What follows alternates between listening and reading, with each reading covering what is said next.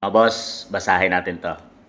I cannot remain silent while the impeachment process is being twisted into a budget-driven racket from Vice President Sara Duterte. Napapabalita kasi mga boss na mayroon naman silang isasampang impeachment ngayong darating na 2026. So wala nang katapusan para lang mapigil ang pagtakbo ni BP Inday Sara sa 2028 presidential election. So ito ating basahin mga boss.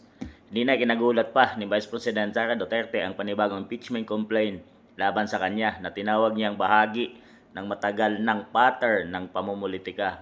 Giniit niya na ang perma ng mga mamabatas para sa unang impeachment noong 2024 ay kinakalap kapalit ng pundo. Dahilan para maging presyo at hindi prinsipyo ang naging batayan para dito. Dagdag pa ni BP Sara, to those who continue to exploit the impeachment process, stop hiding the language of good governance.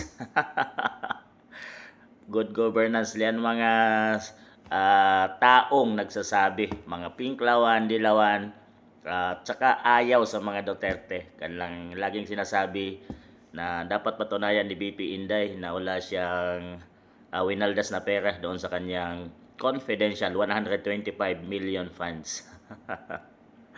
Ayan mga boss, talagang sisirain nila ang mga Duterte at si BP Inday Sara dahil siya ang napapabalitang pinakamalakas na magiging kalaban nila ngayong 2028 presidential election. At talagang isasampa nila ang impeachment na yan hanggang 2028 mga boss.